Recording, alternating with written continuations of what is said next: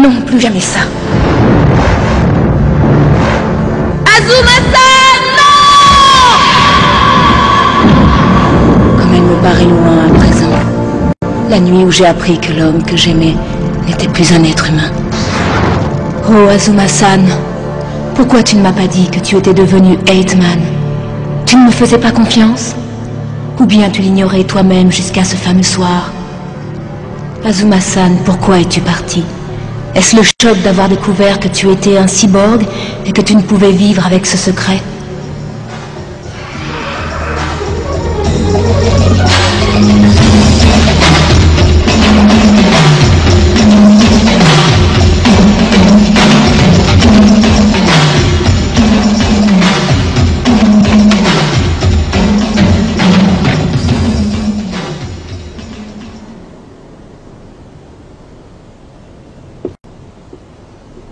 Azama, tu es là? Pas croyable, ne me dis pas qu'il est encore parti. Ce mec ne tient pas en place, j'arrive. Oh! Oh! Qu'est-ce que vous voulez? On cherche Azama. Vous n'avez pas de chance. Il est sorti. Donc Tony avait raison, il est vivant. Sors d'ici, espèce de minus!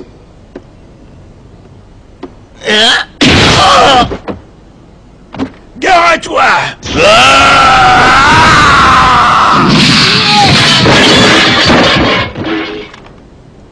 Papa! Oh, Connor! Salaud! Tu lui as tiré dans le dos! Ah non! Je le tiens! Papa! Lâche-moi, petit con.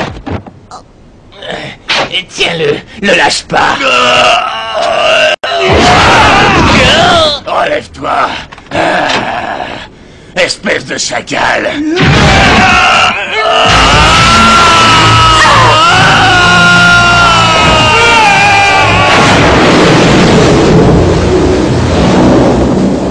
Papa, réponds-moi! Où est-il? Non, papa!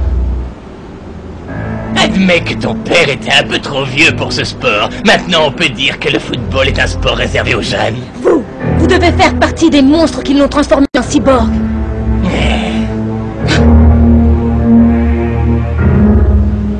Et quand on pense que Martha Daiko était le redoutable Monsieur Halloween, Dr Jekyll et Mr Hyde en quelque sorte.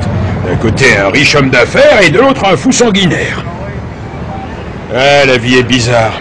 Grâce à toi, nous avons épargné des vies humaines. C'est ma mission. Ne vous réjouissez pas trop vite, c'est pas fini. Halloween a bien disparu, mais son organisation reste en place. Tu crois que je sais pas? Et le pire, c'est que quand il s'est fait exploser, il a détruit tous les fichiers secrets de la société. Donc, il faut repartir à zéro.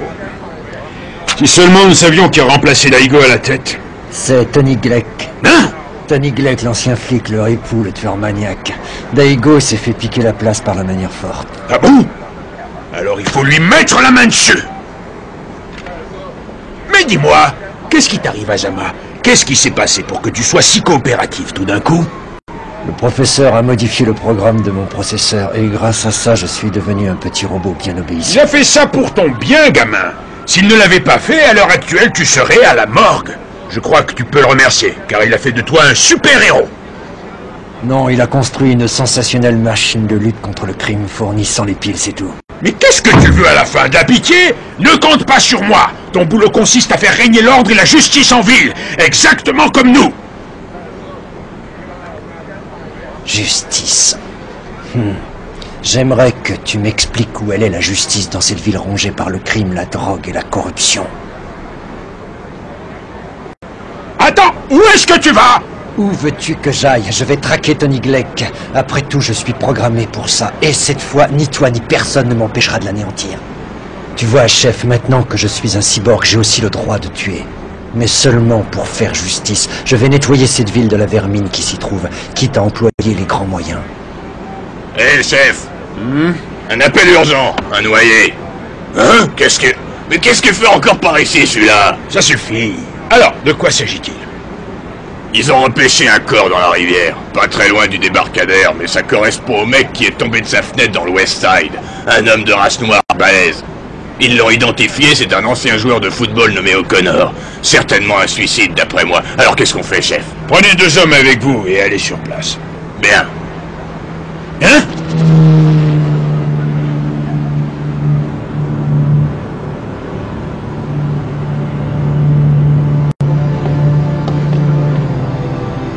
Regarde, Sam, ils l'ont eu! Ils l'ont eu! Son cœur bat encore. Il est en vie! Vite, Sam! Comment est-ce arrivé? 2 cyborgs sont venus à l'appartement, ils te cherchaient.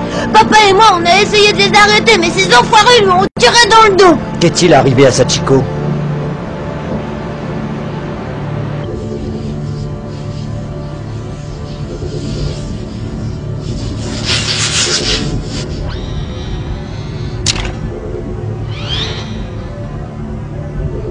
Merci pour cette révision. J'ai l'impression d'être tout neuf. Hélas non, je te l'ai dit, Tony. Les stimulants que tu prends pour maintenir ton corps cyborg en fonctionnement te détruisent petit à petit.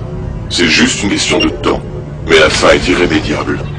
Voilà, c'est fini. Je t'ai remplacé toutes les pièces sauf le cerveau, bien sûr. Ce doit être formidable de réfléchir, de ressentir les choses, d'entendre le sang circuler dans les artères, et... Oh non, non, non, et non, un problème de pression sanguine dans le cerveau. J'avais pourtant tout vérifié. Ma tête, ces douleurs qui recommencent. Quand vas-tu me remplacer le cerveau, Eddie? J'ai l'impression que je parle à un mur, Tony. Je viens de t'expliquer que c'est cette putain de drogue qui te bouffe les neurones. Je te l'ai dit des milliers de fois, je ne peux absolument rien faire pour toi, Tony. Rappelle-toi. Rappelle-toi les raisons. Redis-les-moi. Bon, très bien. La première et bonne raison est que je n'ai pas de cerveau cyborg.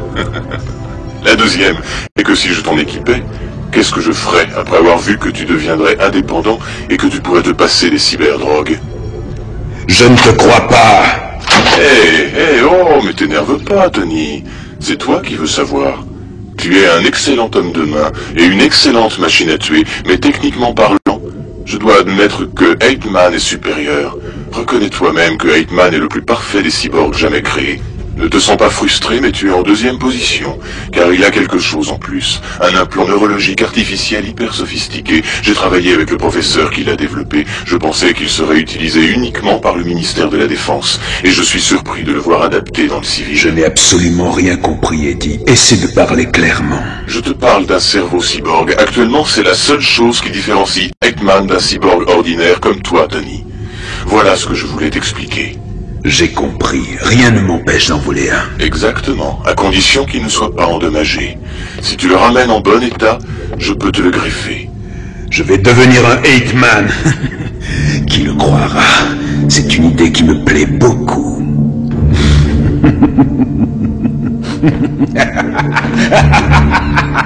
Max et Chen sont de retour.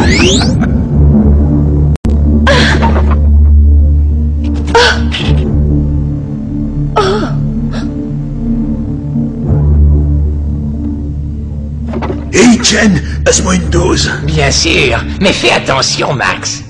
T'inquiète pas. Tu veux y goûter, chérie? Tu devrais essayer, cette poudre est super. Elle t'emmènera directement au ciel et sans elle.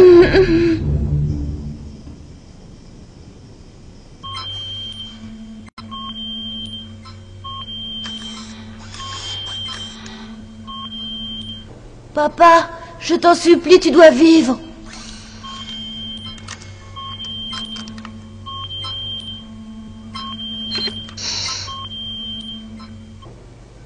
Il est sauvé! Oui, et dans quelques jours, il sera remis sur pied. Génial! Yeah! J'ai jamais vu un hôpital aussi zarbi, mais ils touchent leur bille, hein. Tu vas déjà repartir? Il le faut. Sam, personne ne doit savoir qu'ils retiennent Sachiko en otage. Tu as bien compris. Ni le professeur, ni ton père, personne. Laisse-moi venir! Je suis désolé, mais je ne peux pas t'emmener. C'est le genre de boulot que je dois faire tout seul. Ne m'en veux pas. Sam, prends soin de ton père. Alors, comment il va, professeur? Beaucoup mieux. Mais où est-il parti? Se promener, je crois, mais je suis pas sûre. Ah, en promenade. Peu importe. Je peux voir mon père maintenant? Bien sûr. Mais ne le fatigue pas trop, il est encore extrêmement faible. Ok.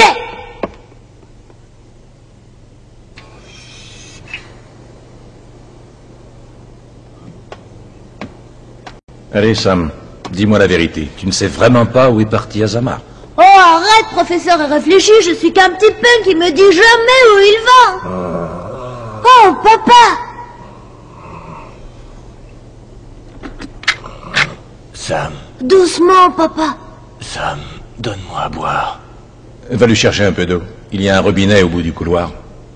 Reste calme, je reviens tout de suite. Vous avez un gentil garçon, monsieur O'Connor. Je devrais être mort à présent. Je n'avais aucune chance de m'en sortir, sauf dans un hôpital spécial comme le vôtre. Oui, quelque chose comme ça. Peu importe. Je vous remercie, vous m'avez sauvé la vie. C'est votre fils qu'il faut remercier, car c'est lui qui vous a sorti de la rivière. Écoutez, Doc, j'ai éloigné le gosse pour vous parler d'une chose très grave. Je ne suis pas fou, je sais ce qui se passe. Je suis foutu, mon corps est rongé par la cyberdrogue. Combien de temps il me reste à vivre, Toubib?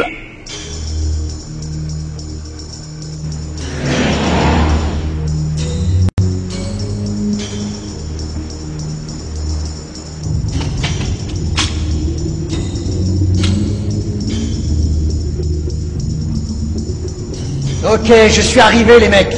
Alors, qu'est-ce qu'on fait maintenant? Viens par ici, du genou. Par ici, du con.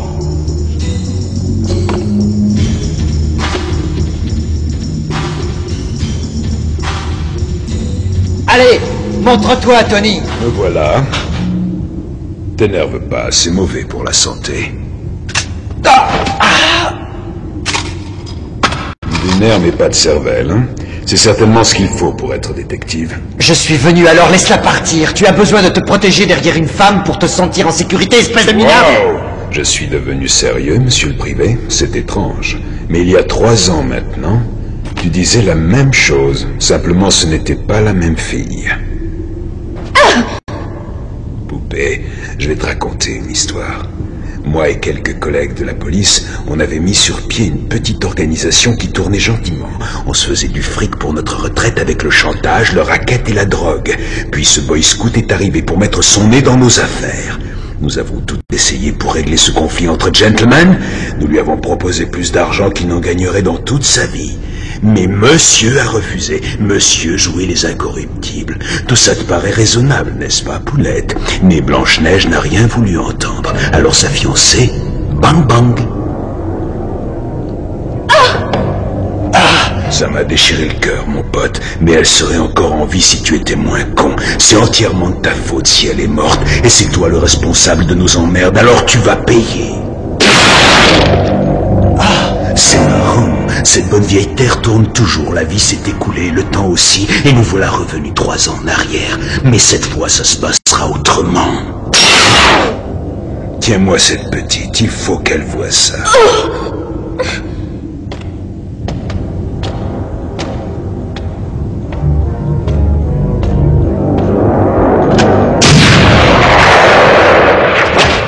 Non, pas ça.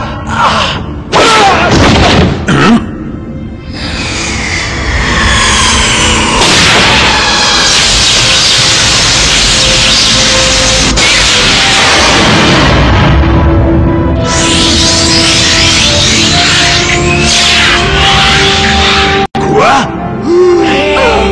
Azama, c'est toi, Hetman?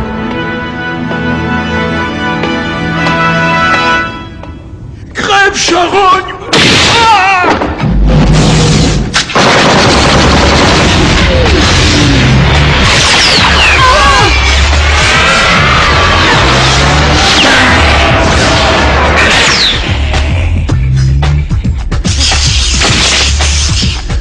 C'est toi le grand méchant Hitman, hein? Quelle surprise! Génial! C'est mon jour de chance, je vais vous tuer tous les deux, mes tourtereaux! Non, n'y va pas!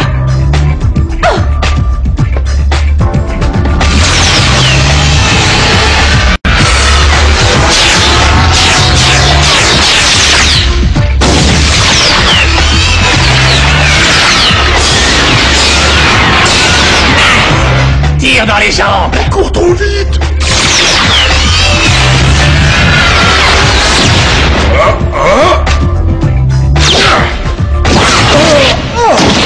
Vas-y, tire maintenant.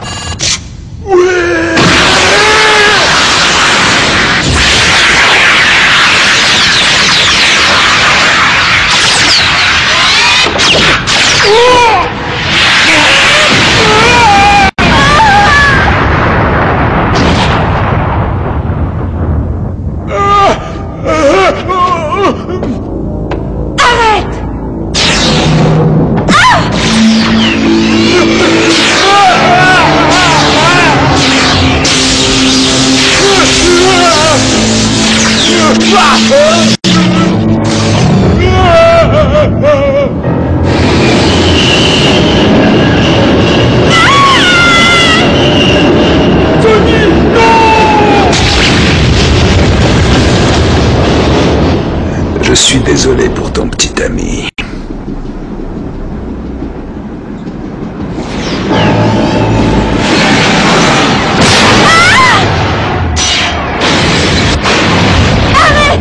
Écoute-la, elle a raison, me batte plus et je la tue comme l'autre. N'avance pas, tu es sourd ou quoi? Azama!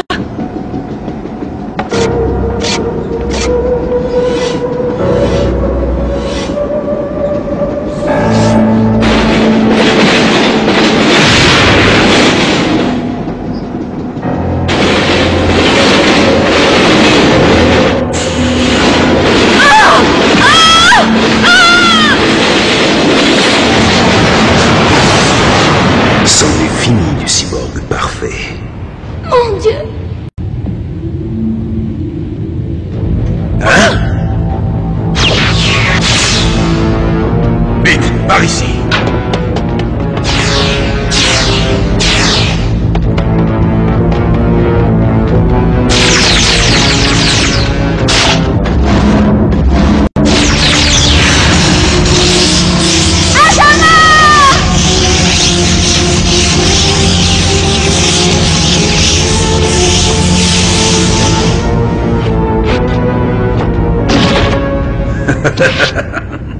J'ai réussi, Eddie.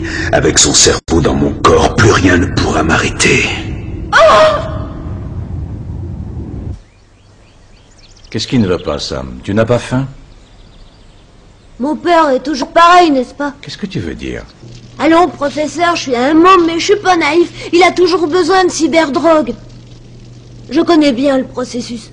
Quand quelqu'un est transformé en cyborg, il lui faut ses doses de dope pour fonctionner normalement. Il en prend de plus en plus et à la fin, cette saloperie lui attaque le cerveau et le rend dingue. Complètement barge. C'est ce qui est arrivé à mon père l'autre jour. Malgré tout ce que vous avez fait pour lui, il n'en reviendra plus, mon papa. Avant, il était si doux, si gentil avec tout le monde. Quoi? Il est parti? Oh non, je vais le retrouver. Sam! Attends! Papa! Reviens! Je t'en prie, reviens! Papa! Salut, fiston.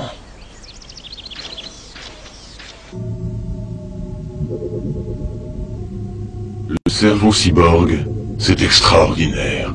Tu vas entrer dans l'histoire, Tony. Assez parlé, on passe à l'opération. Dépêche-toi, mec. Greffe ce cerveau dans mon corps tout de suite. Impossible. Et pourquoi?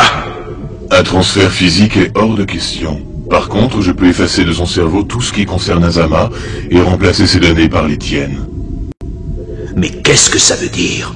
Ça veut dire que ce n'est pas lui qui sera dans ton corps, mais toi qui seras dans le sien. Tu intégreras le corps de Heitman. Attends, qu'est-ce que je vais devenir, moi?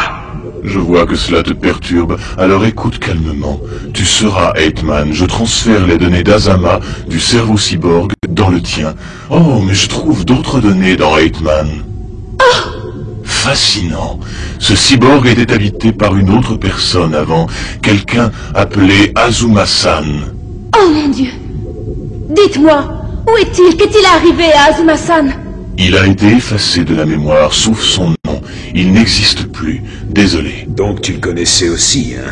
T'as pas de chance avec tes mecs. Eddie, allez, transfère-moi dans Azama. Je suis prêt à être le nouveau 8-Man. D'accord, juste une petite minute pour isoler les circuits de mémoire. Regardez cette épave. Ça va être ta fête, connard!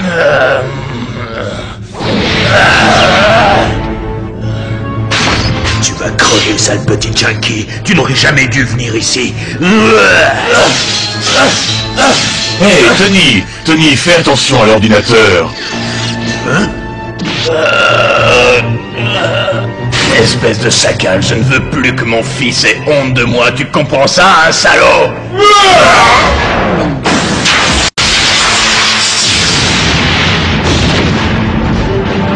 Eightman, qu'est-ce que tu fais ici? Eightman! Qu'est-ce que tu as? Qu'est-ce qu'ils ont fait de toi? Réveille-toi! Je veux des stimulants. Tu veux de la dope? Oh, connard! Attention, derrière toi!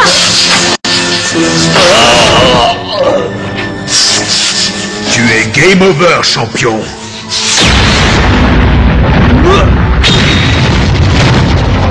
Connor, tiens bon, on a encore besoin de toi.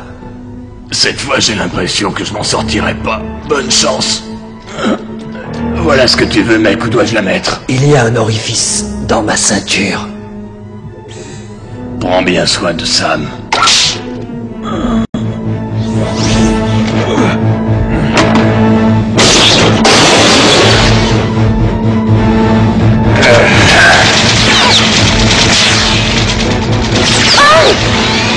Allez, viens, qu'est-ce que tu attends, Hitman? Non, attends! Azama! Sois prudent.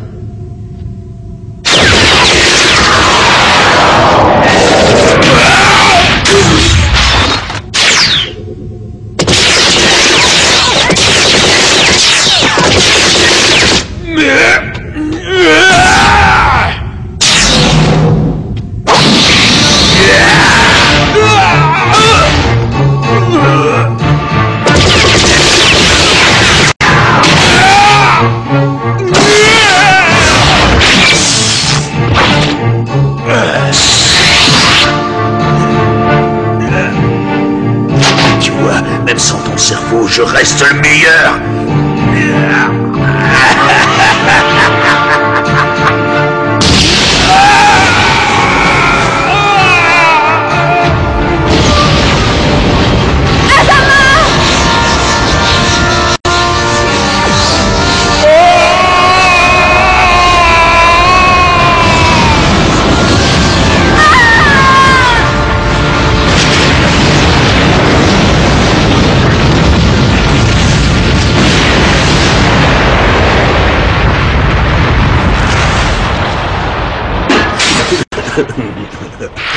Je suis le meilleur cyborg malgré tout. Maintenant la ville m'appartient et plus rien ne peut m'arrêter. Je suis le patron. Je suis le patron. Et qu'est-ce qui se passe? Casse-toi de là, abruti, demeurez. Dégage le plancher, guignol. Tu me bouches la vie.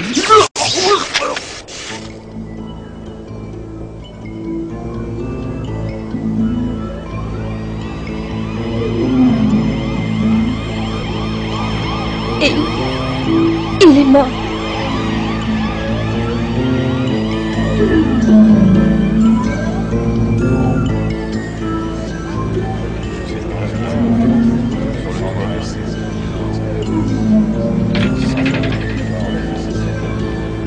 Azama! Sachiko!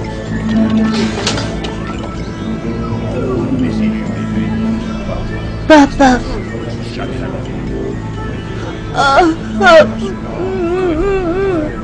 Papa! Reviens! Ne me laisse pas, papa, je t'en prie! Ne meurs pas, mon petit papa! J'ai anéanti ce Tony Gleck. Je n'ai plus rien à faire ici, ciao.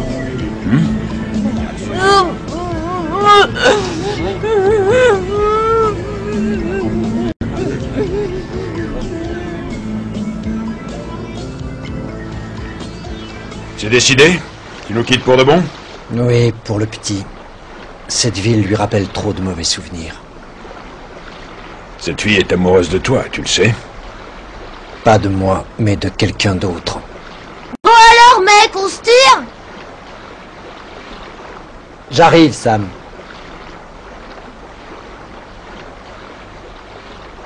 Hé, chef, quand vous rencontrerez le professeur, dites-lui que je prendrai bien soin de son matériel. Et dites-lui merci. Ce sera fait.